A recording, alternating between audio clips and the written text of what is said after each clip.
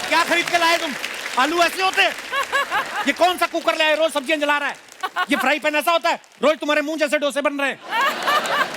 हाँ रिया बोल। माँ बाप सुन ले कि रिया का फोन है। एक्स्ट्रा क्लास है? अच्छा मैं आती हूँ। फिर माँ बुलाती, बेटा बात सुन, रिया से मिलने जा रही है? कहती हाँ जल्दी आ जाना मिलके, नहीं तो कुसुम गुस्सा करेगी। बेटी कहती मम्मा कौन कुसुम? कहता तेरा बाप है ना बेटा कीमती लाल, मैं उसको पहले कुसुम कुसुम बुलाती थी। तो इसलिए गाने के बोल हैं, एक दिन बिक जाएगा माटी के मोल, जग में रह जाएंगे प्यारे तेरे बोल, दूजे के होठों पे देकर अपने गीत, कोई निशानी छोड़ फिर दुनिया से बोल। सुनने वाला बोलता था भाई लाला लाला बचा है वो भी बोलना, बात खत्म कर। हमारे देश की एक खासियत है, हर शहर हर राज्य की अपनी एक खासियत है, अपना एक जायका है। आप साउथ में चले जाओ, हर चीज में आपको नारियल मिल जाएगा, चटनी में नारियल, मिठाई में नारियल, तेल में भी नारियल, आदमी भाग के पेड़ पे चढ़ जाए वहां पे भी नारियल। इतने नारियल हैं, ऊपर वाले की कृपा है। उसी तरह आप पंजाब में चले जाओ, हर चीज में मक्खन मिल जाएगा। और कई बार तो ऐसी ज्यादती हो जाती है, मक्खन के बीच में मक्खन मिल जाता है आपको। इतना मक्खन खाते हैं ना जब तक नींद ना आ जाए इनको। आपने किसी पंजाबी से बदला लेना हो ना, तो उसकी सुहागरात वाले दिन ना उसको मक्खन खिला दो।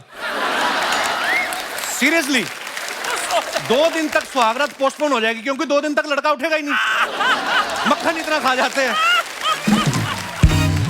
पंजाब ने कैसे कैसे हीरो दिए हैं हमारी इंडस्ट्री को, धर्मपाजी हो गए, देवानंद साहब हो गए, सनी देओल हो गए, दारा सिंह, अर्चना पूरन सिंह। आप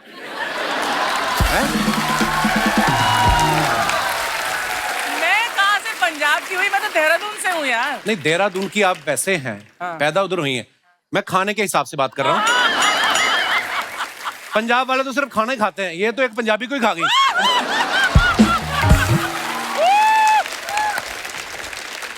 आप हिंदी फिल्म इंडस्ट्री की बात देख लो, आप पंजाबी गानों की इतनी डिमांड है, पूरी फिल्म में शाहरुख खान हिंदी में बात कर रहे होते हैं कि याद रखना कि दुनिया में किसी कोने में एक आदमी है जो बहुत खुश है क्योंकि तुम खुश हो।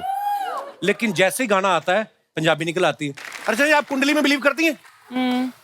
हाँ थोड़ा बहुत। मेरी जिंदगी में 3 मेरी कुंडली में सांप बन के बैठे हुए हैं। ये मेरा सास ससुर और वो मेरी पत्नी। मेरा दिल करता है मैं परमीत सर की नई शादी करवा दूं।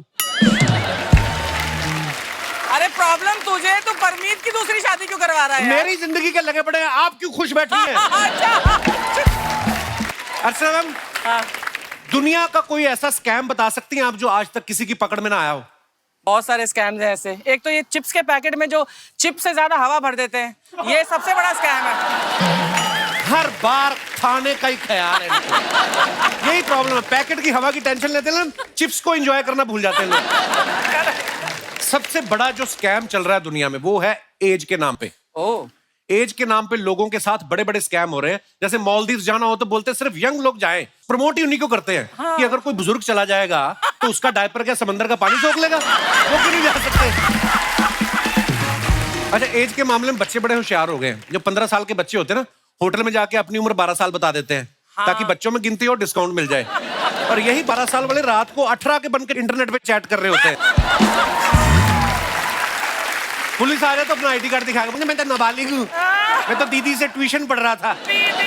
अच्छा पहले के टाइम पे सिनेमा हॉल में जब 18+ वाली फिल्में देखने जाते थे ना, तो गेट पे जो रहता था टिकट चेकर, वैसे टॉर्च मार के देखता था कि इसकी मूछें आई हैं।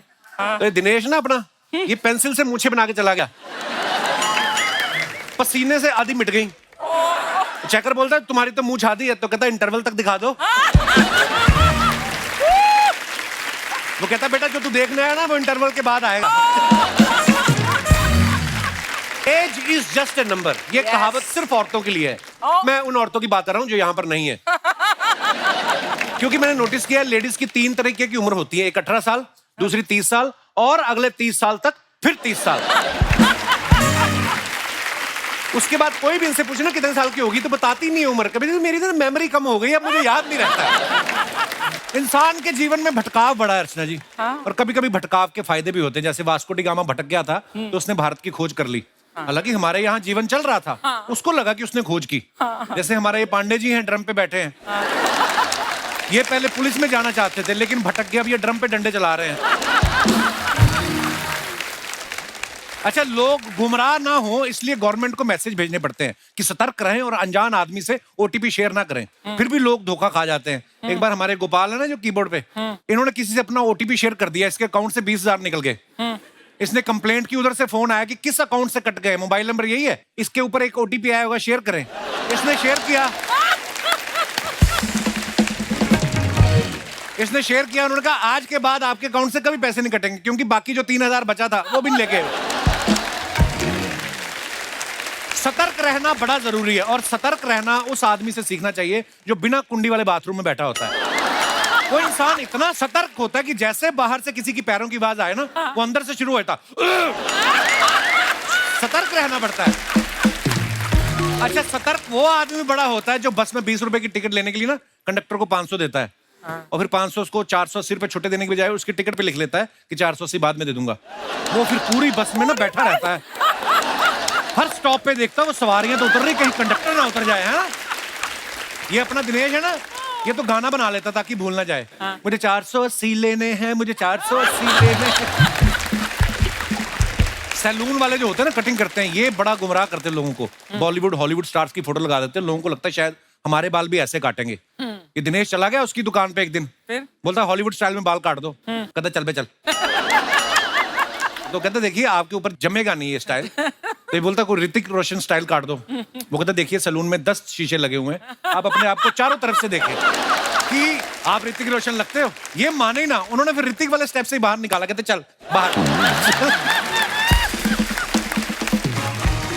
अच्छा, डुप्लीकेट जो प्रोडक्ट बनाते हैं ना, ये बड़ा गुमराह करते हैं। ये नाम भी मिलता जुलता रखते हैं। ये दिनेश की बात है, आज तो दिनेश के पीछे पड़ा हुआ है। इसने स्टेशन पे नाचोस खरीदे, उसने माचोस दे दिए इसको, क्योंकि वो स्पेलिंग ऐसे होते हैं ना, आदमी के दिमाग में ओरिजिनल स्पेलिंग बैठे होते हैं, और जिसको तो वैसे ओरिजिनल नहीं आते उसको तो वो तो पकड़ा भी नहीं जाता।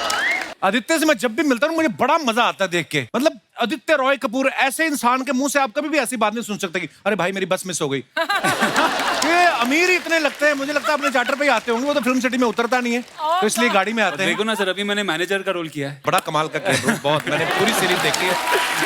Thank you. उसमें इनके काम की बड़ी तारीफ हो रही है। खाली एक ही जो बात खलती है सर दर्शकों को, कि इतना हैंडसम आदमी ये मैनेजर की ड्यूटी कर रहा है, सारा रोमांस अनिल कपूर साहब कर रहे हैं। तो आपने डायरेक्टर से बोला नहीं मेरी पिछली फिल्में देखो, मेरे होठों में भी चुंबकीय शक्ति है। नहीं अरे सर, पिक्चर अभी बाकी है, एपिसोड 5, 6 और 7 में देखो क्या करता हूँ। पर पहले तक तो वो मजे ले गए ना कपूर साहब। अच्छा, पिछले दिनों इनकी चुंबकीय शक्ति के चलते एयरपोर्ट पे एक महिला जो है वो इनके गले लिपट गई पूरी। हाँ। वो वीडियो अपने डायरेक्टर को जरूर दिखाना था कि आगे वाले एपिसोड में आपका भी रोमांस रखे। नहीं, पर बहुत कमाल की सीरीज भाई, बहुत बहुत मुबारक। आइए आइए, बहुत बहुत स्वागत है। पर अच्छी बात है आपको भी थोड़ी देर के लिए रोमांस से ब्रेक मिला, नहीं तो हर जगह तो आप ही एंजॉय कर रहे हैं। मतलब इस फिल्म में भी नहीं किया ना मैंने। हाँ, वो तो पुलिस वाली बनी हुई ना मृणाल तो। Anything is possible. हाँ, पुलिस की वर्दी में देख के तो आदमी का रोमांस थोड़ी निकलता है, बंदा तो वैसे घबराया रहता है। कहा जाता है और सच भी है कि औरतें शक्ति का प्रतीक है। जैसे हमारी अर्चना जी शक्ति हैं, इनके हस्बैंड सहन शक्ति। तो पर आप छाई हुई हैं अर्चना जी वैसे। Thank you. और अर्चना जी नहीं, दुनिया भर में औरतें छाई हुई हैं। आप कोई भी अखबार का पहला पेज देख लो, आप देश की बेटियों ने किया टॉप, दूसरा पेज खोलो, 4 लड़के जुआ खेलते गिरफ्तार। ऐसा नहीं कि लड़कियां जुआ नहीं खेलती, औरतें आजकल क्या नहीं कर रही हैं। आप देखो, घर की जिम्मेदारी उठाने से लेके ओलंपिक में 200 किलो तक का वेट उठा रही हैं। बहुत बढ़िया। यहां तक कि एक मैंने खबर सुनी, बहुत बढ़िया। यहां तक कि एक मैंने खबर सुनी है कि एक टीवी शो है, एक लेडी ने एक मिनिस्टर को उठा दिया। उसकी सारी कमाई खा गई, जरा सा भी गिल्ट नहीं है, हंसी जा रही है, हंसी जा रही है।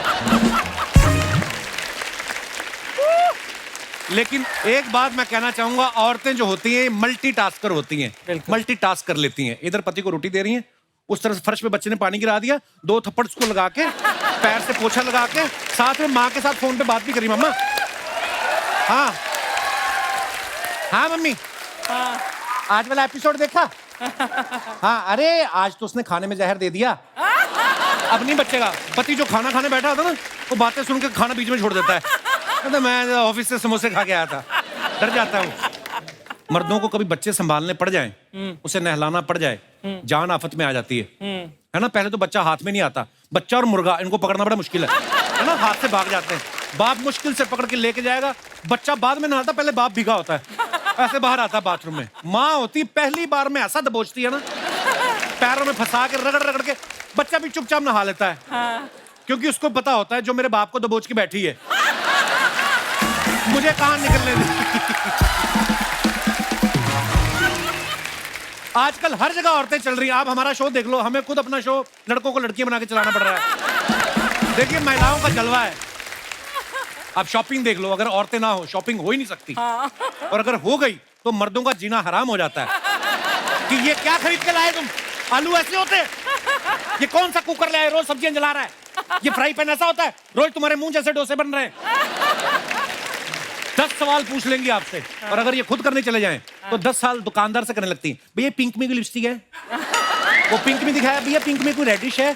बंदा सोचता पिंक में रेडिश कौन सा होता है। वो फिर दुकान पे अपनी बीवी को बिठा देता है, खुद बेचारा बनियान बेचनी शुरू कर देता है। उसको समझ में नहीं आता।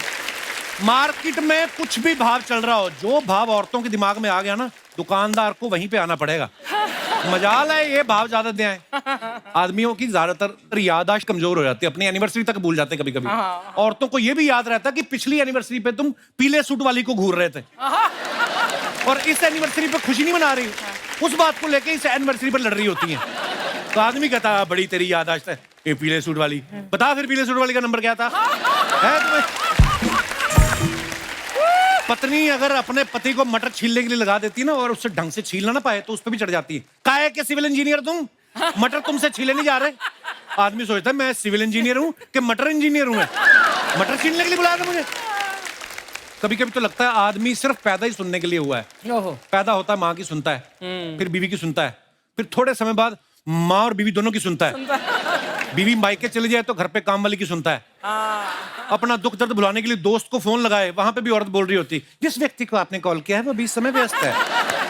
हर जगह आदमी सुन रहा है।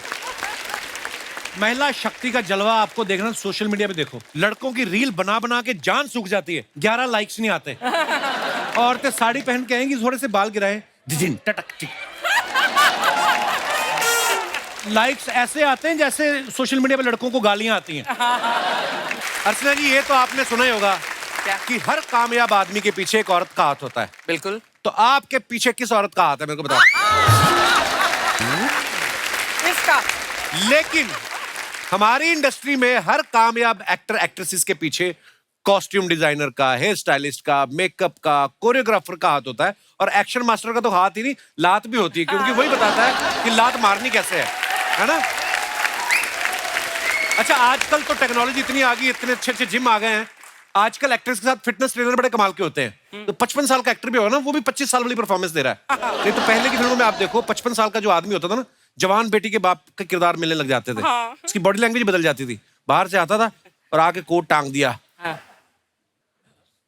आज भी लाला ने बिटिया की शादी के लिए कर्जा देने से मना कर दिया, बिटिया की माँ। मतलब 55 साल की उम्र में ऐसा बना देते थे उसको कि पता नहीं क्या हो गया है ना। अकेला ही बातें करता रहता था। चलो कोई बात नहीं, भगवान ने बेटी दी है, पैसे भी देगा। आजकल आप देखो 55 साल के हीरो वो बेटी की शादी के लिए बाहें नहीं फैला रहे, वो अपनी बाहें फैला रहे हैं कि आओ, है ना। मतलब फिटनेस का कमाल है। 3 इडियट्स में देखो आप, आमिर खान साहब का मेकअप ऐसा किया कि 45 की उम्र में भी 20 साल के स्टूडेंट का रोल कर रहे थे। आप पहले उस समय ऐसी फैसिलिटी थी नहीं। जब संजीव कुमार साहब, अशोक कुमार साहब, राजेंद्र कुमार साहब स्टूडेंट का रोल करते थे ना, तो खुद प्रिंसिपल से 10 साल बड़े लगते थे। तो कोई उनसे पूछता था ना बाबर कब आया था, तो प्रिंसिपल उनकी तरफ उंगली करता, इनसे पूछो, इनसे 1-2 हफ्ते पहले आया होगा। अच्छा हीरो के मेकअप का ध्यान तो रखना ही पड़ता था, साथ साथ विलन के मेकअप का भी बड़ा जरूरी होता था ध्यान रखना। राम लखन फिल्म में देखो आप, रजा मुराद साहब, आइए रोमा देवी, उनको डरावना दिखाने के लिए ना एक आंख पत्थर की लगा दी थी उनकी। हाँ जब उनकी गोलियां खत्म हो गई ना, तुझे तो मैं छोड़ूंगा नहीं, तो अपनी आंख निकाल दूंगा। हेयर स्टाइलिस्ट का बहुत बड़ा रोल होता है पर्दे के पीछे। आप पुरानी फिल्मों में देखो, हीरो के बालों पे ध्यान दिया जाए चाहे ना दिया जाए, हीरोइन का बड़ा ध्यान रखा जाता था। हीरोइन का जूड़ा इतना बड़ा होता था, है ना, जितनी बड़ी हीरोइन उतना बड़ा जूड़ा। तो कभी कभी तो हीरो कमर से पकड़ते थे, एक हाथ जूड़े में भी रखते थे, कहीं जूड़े के वजन से पीछे को ना गिर जाए, है ना? ये जो बड़े जूड़े वाली हीरोइन होती थी ना, ये तकिया नहीं लेती थी, क्योंकि ये फ्लैट भी लेट जाए ना तो 6 इंच ऊपर रहती थी मुंडी इनकी। देखा जाए तो कॉस्ट्यूम को डिजाइन करना बड़ा मेहनत का काम है, समझदारी का काम है। जैसे सलमान खान के लिए कोई कपड़े बना रहा है ना, तो उनको ऐसे कपड़े दिए जाते हैं कि उनका एक एक मसल दिखे। ठीक जैसे नवाज भाई के लिए बनाए जाते हैं तो इतना ढीले रखते हैं कि मसल तो छोड़ो, उनका असल ना दिख जाए। अर्चना जी, हमें शुरू से एक बात सिखाई जाती है ना कि बाहर निकलो तो जरा बच के, जरा हट के चलो। अच्छा, माँ बाप के पास पता नहीं कौन सी एक्सरे मशीन होती है, दोस्त की शक्ल देख के बता देते हैं कि पांडे के साथ ना रहा कर, ये बंदा ठीक नहीं है।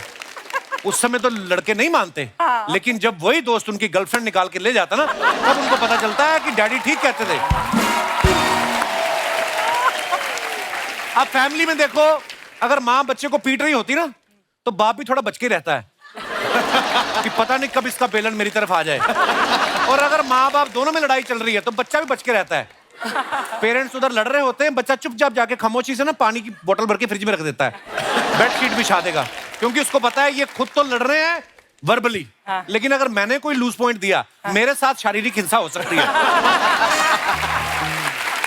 ये बड़ा रेलेवेंट मुद्दा है।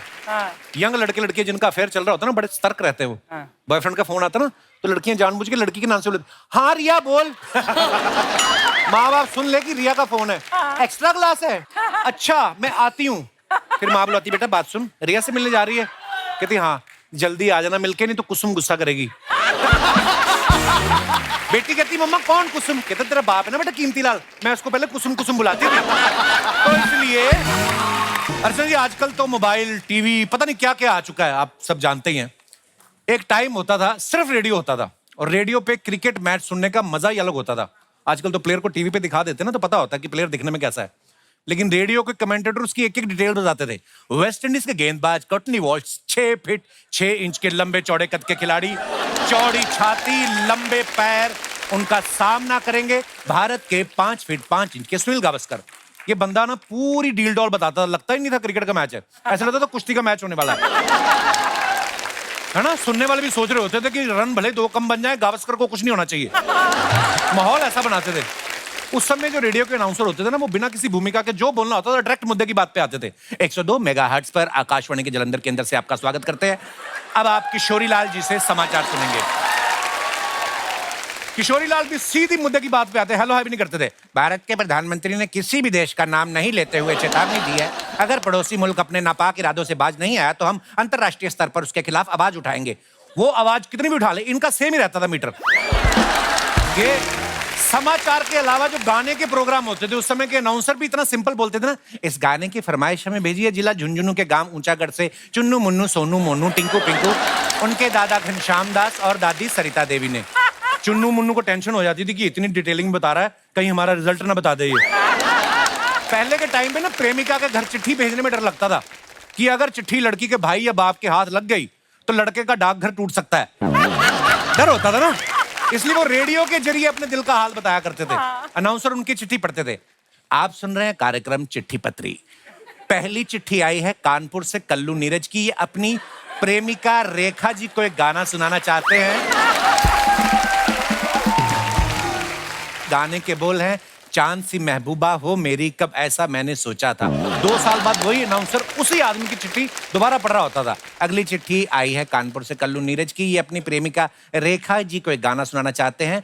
खुश रहे तू सदा ये दुआ है मेरी, बेवफा ही सही दिलरुबा है मेरी। क्योंकि रेखा किसी और के हाथ में छप चुकी होती थी तब तक। कुछ एंकर तो ना गाना ज्यादा डिटेल में बता देते थे।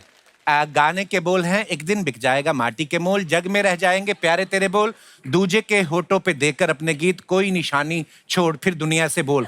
सुनने वाला बोलता था भाई लाला लाला बचा है वो भी बोलना, बात खत्म कर।